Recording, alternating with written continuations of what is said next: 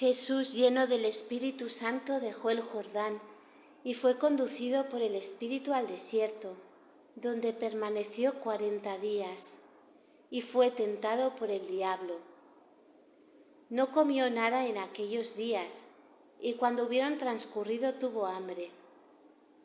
Entonces el diablo le dijo: «Si eres el Hijo de Dios, di a esta piedra que se vuelva pan». Jesús le replicó: «Escrito está, no solo de pan vivirá el hombre». Después le transportó el diablo a una altura, le mostró todos los reinos del mundo en un instante y le dijo: «Yo te daré todo este poder y la gloria de ellos, porque a mí me ha sido entregada, y la doy a quien quiero.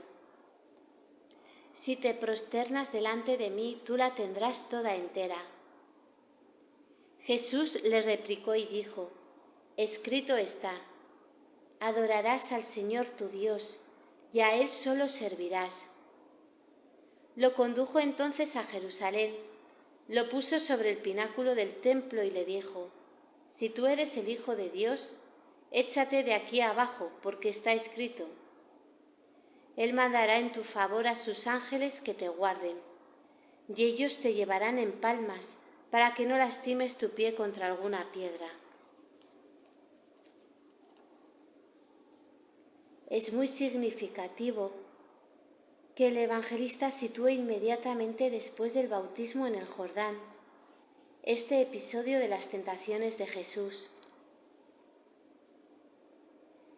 En el bautismo el Padre dice que Jesús es el Hijo amado en el que se complace, que le escuchemos. Y a continuación, inmediatamente, viene este relato de las tentaciones de Jesús. Es significativo porque algunas veces, cuando tenemos o sentimos tentaciones, nos parece que eso sucede porque el Señor no nos quiere, nos deja, nos olvida. Y su Hijo, de quien acabamos de oír que es amado y es en quien se complace el Padre, es llevado al desierto por el Espíritu. El Espíritu Santo es quien guía a Jesús al desierto para ser tentado. Y esto significa que cuando haya en nuestra vida pruebas, luchas o tentaciones, no hay que pensar que el Señor las permite porque no nos quiere. Al contrario, más bien las permite porque quiere algo grande de nosotros. De hecho, las permitió en su Hijo amado, en su predilecto. También estas tentaciones son indicadoras de que Jesús es verdadero hombre. Volvemos a encontrarnos con la humanidad de Cristo como camino y como espejo en el que mirarnos. Siempre Jesús en su humanidad. Y el hecho de que haya sido tentado indica que es verdadero hombre como nosotros. Dice San Pablo que fue igual a nosotros en todo menos en el pecado. Y viendo despacio este relato, llegamos a la conclusión de que las tentaciones son necesarias para preparar a Jesús para su misión. Son el crisol por el que Él pasa, en el que una vez más vence y proclama al Padre como Padre y como Señor de su vida. La voluntad del Padre como su ideal, su meta, su fin. Y hay que pensar que si Jesús para su misión necesitó pasar por este desierto y por esas tentaciones, también nosotros necesitaremos de ese crisol que es el desierto, ¿no? Jesús fue llevado al desierto por el Espíritu. Fue llevado por el Espíritu. Lo dice así el evangelista en pasiva. Fue llevado. No fue por iniciativa suya. El desierto es un estado de vida, es un momento en la vida, es una situación interior que no la escogemos nosotros. Y el desierto es árido, seco, es soledad. Pero el desierto es, lo dice el profeta Oseas, el lugar donde Dios lleva a sus almas escogidas para hablarles al corazón. En este caso a Jesús para ser tentado. Las tentaciones en contra de lo que pensamos no son malas. Lo malo no es la tentación, lo malo es caer en ella. Porque la consecuencia de la caída en la tentación es el pecado, y eso sí es malo.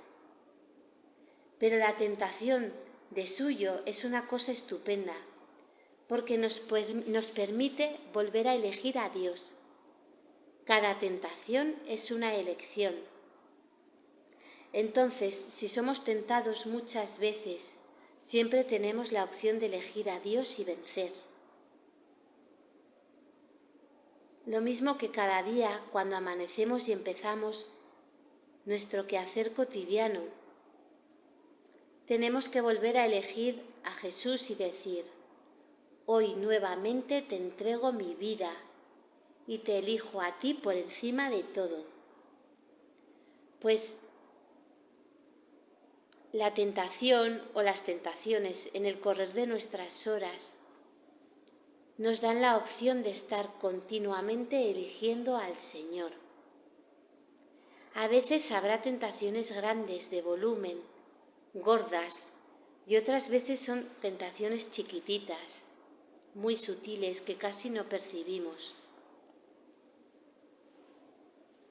Y yo creo que es importante que seamos conscientes de que nuestra vida no es una vida pasiva en la que ya está todo hecho. La vida la tenemos que vivir nosotros, no ser vividos por la vida, ser arrastrados por la vida.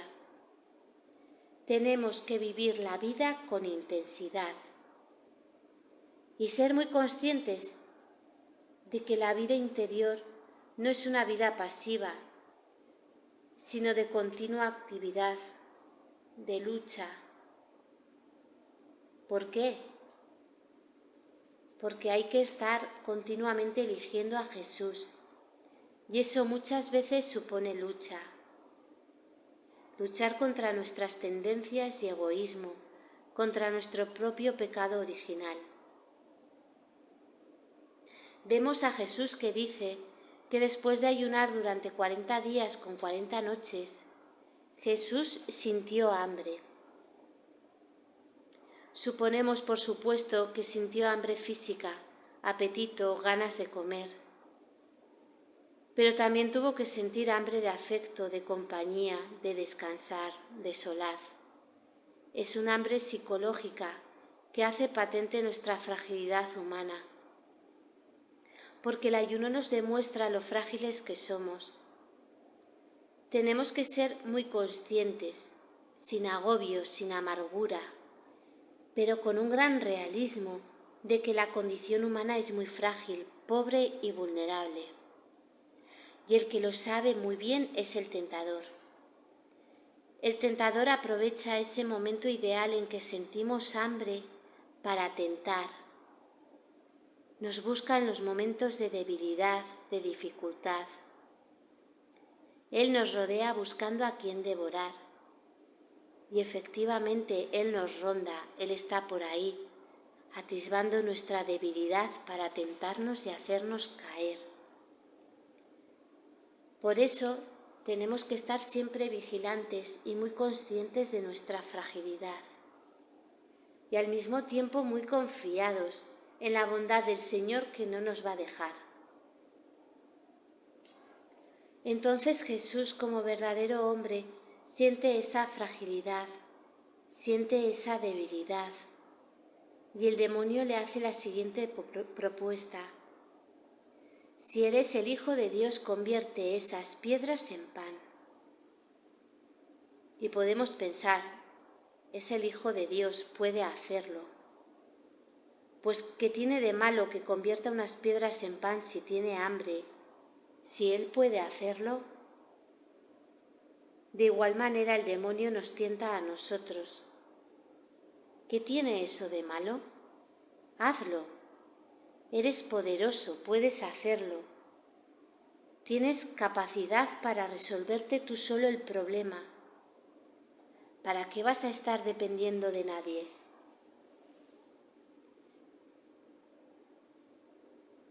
¿Cuál es la tentación grave aquí en este caso concreto?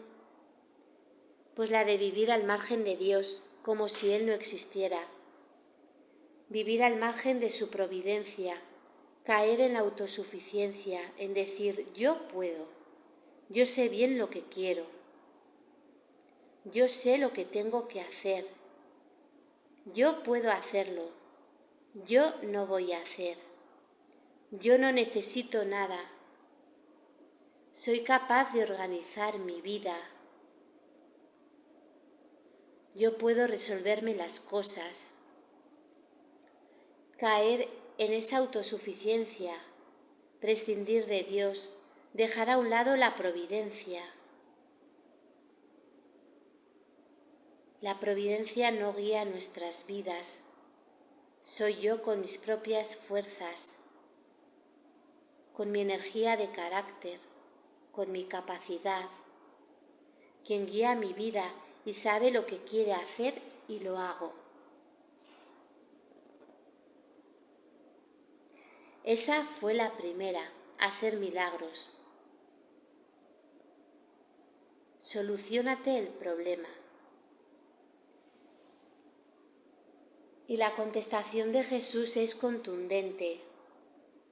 No solo de pan vive el hombre, sino de toda palabra que sale de la boca de Dios. Mi alimento es hacer la voluntad del Padre. Y añadió, y si su voluntad es que ahora yo pase hambre, pues ese es mi alimento. La voluntad de mi Padre, no mi criterio, mis ideas, mi energía de carácter, mi capacidad. La voluntad de Dios, la voluntad de mi Padre. ¿Qué hace entonces el tentador? Como ve que por ahí no hay entrada, dice, bien, pues si tanto confía en Dios y tanto quiere su voluntad, ahora se va a enterar. Le lleva a un sitio, le sube al alero del templo y luego le muestra el mundo. Y entonces le dice, lánzate al abismo y Dios te recogerá. ¿Tanto confías en Dios? Pues deja de usar el sentido común y vive a lo loco. Siguiente tentación. Vivir como si mi libertad no existiera y como si todo dependiera de Dios y no dependiera de mí.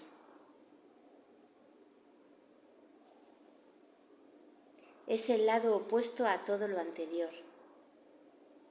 Yo aquí no pinto nada, que Dios nos resuelva la vida. Y tan peligroso es lo uno como lo otro, porque no es así.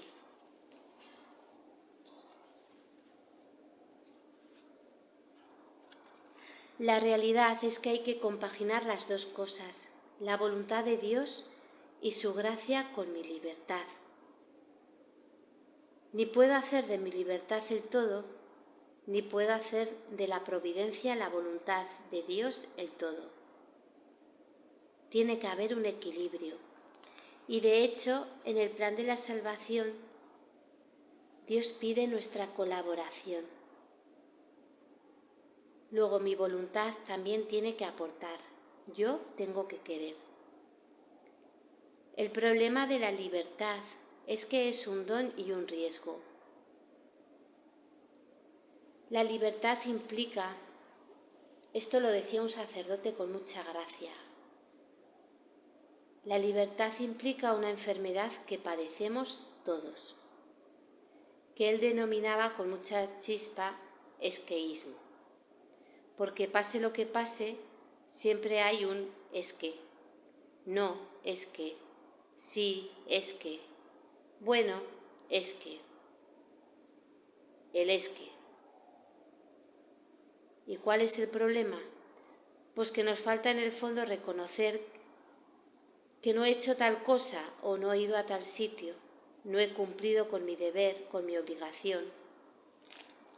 No, nos cuesta mucho reconocer que no somos responsables en el uso de nuestra libertad. Y entonces inventamos 20.000 excusas. Y lo decía con mucha gracia.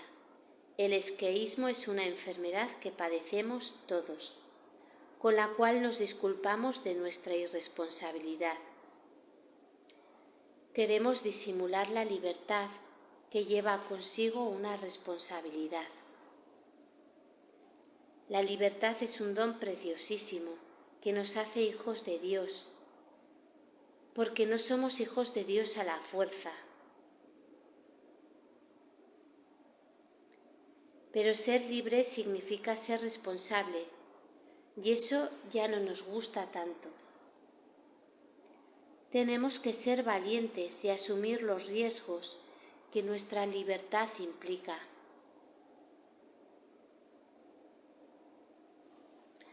Y en nuestro entorno tenemos que ser muy misericordiosos, muy comprensivos, no asustarnos de las fragilidades que nos encontremos, porque muchas veces corremos el riesgo de sentirnos un poco como el fariseo de la parábola. Te doy gracias, Señor, porque no soy como esas. No. Nadie es mejor que nadie, porque todos tenemos la misma fragilidad y todos estamos hechos del mismo barro. Y no es cuestión de mejor ni de peor, es cuestión de amor. Es Jesús quien me pide, y yo soy libre de decir sí o no, de dejarme arrastrar por mi egoísmo y caer en la tentación o de vencer esa tentación, de elegirle a Él y de decir que sí. La libertad es un don que pesa porque tiene unas consecuencias. Somos libres, pero no somos omnipotentes. Somos dependientes de nuestro Padre. Tenemos que vivir de su voluntad, de la escucha de su palabra.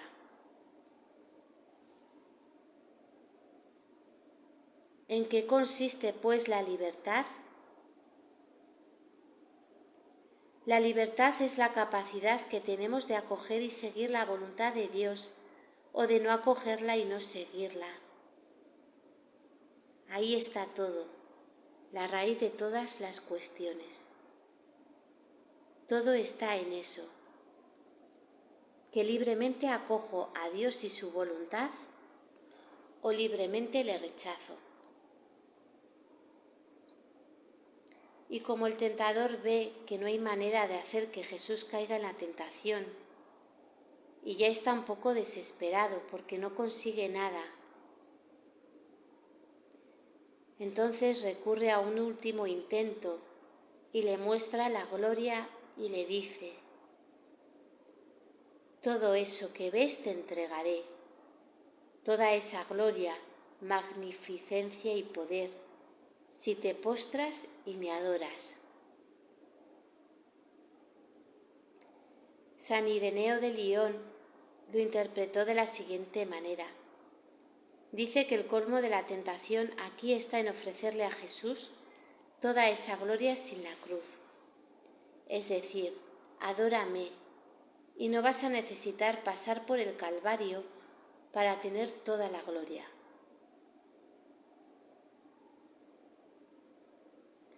¿Qué está haciendo el demonio? Presentarle un ídolo y nuevamente intentar desviarle de la voluntad del Padre, de su misión. ¿Qué intenta hacer el demonio? Yo te voy a dar lo mismo, pero en fácil, sin tener que pasar por la cruz. Y esa es una tentación que a lo largo del día se nos presenta tantas veces. Y además vivimos en una sociedad y en una cultura del sin esfuerzo. Los eslóganes de hoy son: consiga esto, lo otro y lo de más allá sin esfuerzo. Sin esfuerzo, sin cansarse. Es el mundo de los atajos. Vamos a buscarnos un atajo. Vamos a facilitarnos las cosas, a simplificar las cosas.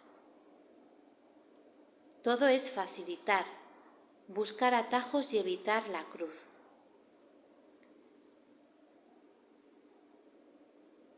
Y en nuestra vida espiritual también pasa lo mismo, y el demonio es lo que hace.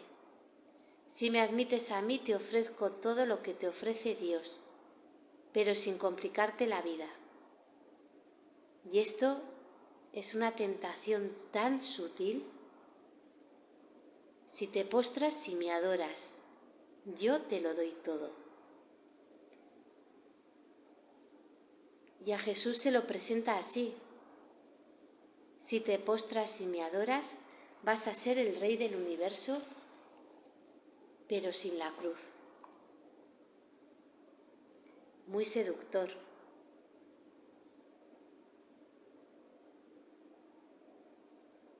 Así que tenemos 3 tentaciones claras. La primera, vivir como si Dios no existiera y todo dependiera de nosotros. La segunda, vivir como si mi libertad no existiera y todo dependiera de Dios. Y la tercera, buscar atajos, ir a nuestro aire por el camino fácil, sin seguir el camino que marca Dios, la voluntad de Dios. El relato evangélico termina diciendo que los ángeles vinieron y les servían. Los ángeles vienen y nos sirven y nos consuelan. Son los enviados de Dios. Y Dios consuela y conforta siempre a todos los que le eligen y a los que le reeligen continuamente, renunciando a las tentaciones y viviendo de su voluntad. El demonio es mentiroso. Él vive deformando la verdad, odia la verdad, porque la verdad es algo tan grande y tan sublime que se identifica con Dios mismo. Y la verdad encarnada, Jesús, nos trajo la salvación, lo venció. Por eso odia la verdad, odia la veracidad y se esconde detrás de 1000 mentiras, 1000 medias verdades. Qué bonito el momento en que tú hagas un acto de humildad y digas: me está pasando esto. Dejas al demonio al descubierto, porque además la humildad y la verdad van ligadas. Porque la humildad es que somos pobres, somos pequeños. Esta es la verdad, eso es la humildad. Y ambas cosas alejan al demonio. Cuando una persona que es sencilla, transparente, va con la verdad, esa persona vive llena de paz, porque no está todo el día tapando lo que ha hecho mal. Que no se entere nadie, que se van a enterar, que me van a decir qué. Cuando se vive en la verdad y se vive en la humildad, el fruto inmediato es la paz, porque el demonio no tiene nada que hacer con esa persona.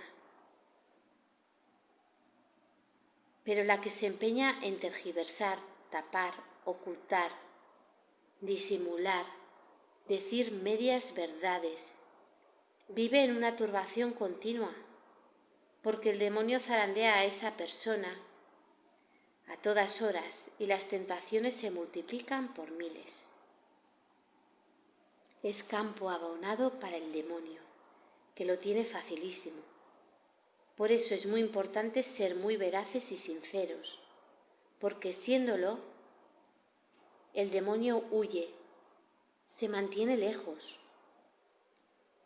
Y dentro de esa veracidad hay otra cosa importante, que es llamar a las cosas por su nombre. A la tentación hay que llamarla tentación, porque no es otra cosa que una invitación a no cumplir la voluntad de Dios en un aspecto concreto. La tentación siempre va a eso, a alejarnos de la voluntad de Dios. Y una de las cosas importantes en ese ambiente de la veracidad es darnos cuenta de que la vida no es fácil, de que la vida, si es verdadera y la estamos viviendo de verdad y no como un espejismo, nunca está exenta de cruz. La vida de un ser humano, de todo ser humano, de una manera o de otra, está marcada por la cruz. Otra cosa es que seamos conscientes o no de que ese sufrimiento que nos rodea es la cruz de Cristo, o le llamemos como queramos, o digamos que es mala suerte, o que es fatalidad del destino, como dicen otros. Podemos llamarlo como queramos. Nosotros, desde la fe, lo llamamos la cruz de Cristo. Pero sea como fuere, crean o no crean en Dios, el sufrimiento es una realidad de esta vida.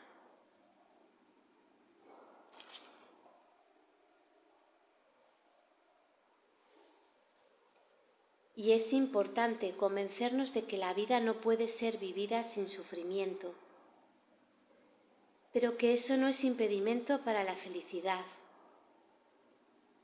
Y ahí es cuando ya tocamos el punto álgido, lo que más escandaliza de nuestro mensaje cristiano, que sufriendo, con el sufrimiento de cada día se puede ser feliz. Lo importante de todo eso es que nos tiene que quedar claro que no podemos quitarle sustancia a la vida, quitarle sabor, que hay que abrazarla tal y como es y como viene, sabiendo que supone lucha. No podemos hacer de nuestra vida una vida descafeinada, diluida, light, para hacerla así más fácil y cómoda. A veces tendemos a eso. Queremos autoengañarnos y convencernos de que la vida es fácil y todo va a ser ideal. La vida es como es y la tenemos que asumir como es, como el Señor nos la da. A mí me parece que sería bastante trágico haber sido escogidos por todo un Dios para compartir con Él sus secretos y su intimidad. Y que en vez de corresponder a eso con entusiasmo, con ardor, con alegría, con ganas, poniendo toda la carne en el asador, nos busquemos un atajo, nos instaláramos, y pecar no pecamos porque tenemos cuidado de no pecar, y menos en cosas graves. Pero tampoco nos matamos por Cristo. Tampoco hay que exagerar, vamos a ir pasando la vida. No sé si viviendo la vida o dejando que la vida nos viva a nosotros y nos arrastre. Entonces se nos pasa el tiempo y al final nos encontraremos con el Señor cara a cara y nos mirará diciendo: ¿y qué hago yo con esta persona tibia? ¿Qué hago yo contigo? No, por Dios, el día que nos presentemos delante del Señor, tenemos que llevar el corazón y el alma llena de cicatrices.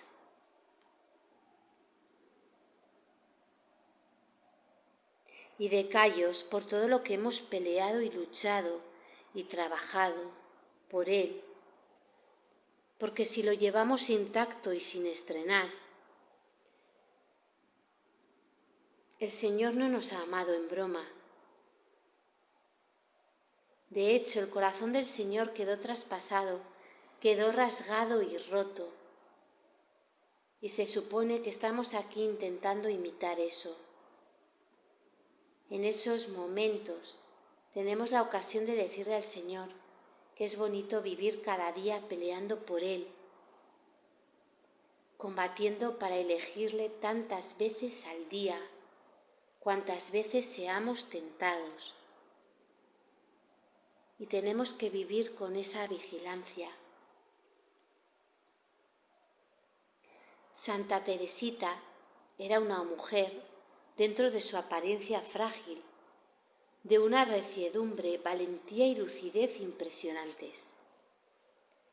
Ella decía que deseaba no dejar pasar ocasión de probarle a Jesús su amor. Y esas ocasiones son las pequeñas tentaciones de las que estamos hablando, que son muchas al cabo del día. Y decía que deseaba con avaricia esas ocasiones para decirle a Jesús, te amo. O sea, te elijo a ti una vez más.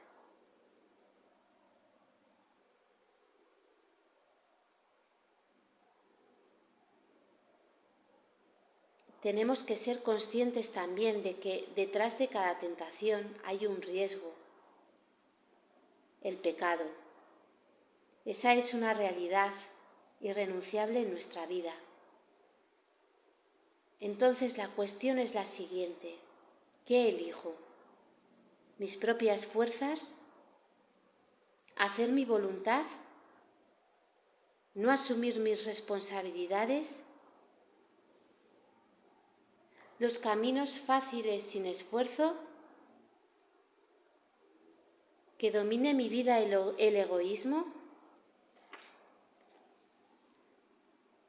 Vamos al desierto a mirar las tentaciones de frente y a ponerles nombre, y vamos a aterrizar, es decir, a concretar.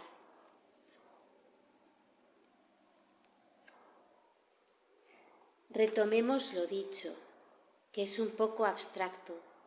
Pensemos y concretemos. Gracias, Señor, por permitirme elegirte cada día. Gracias por todas las ocasiones que me brindas para probarte mi amor y que tú eres lo más importante para mí, mi todo. Concédeme la gracia de saber aprovechar esas ocasiones y de adivinarte siempre en cada circunstancia. Amén.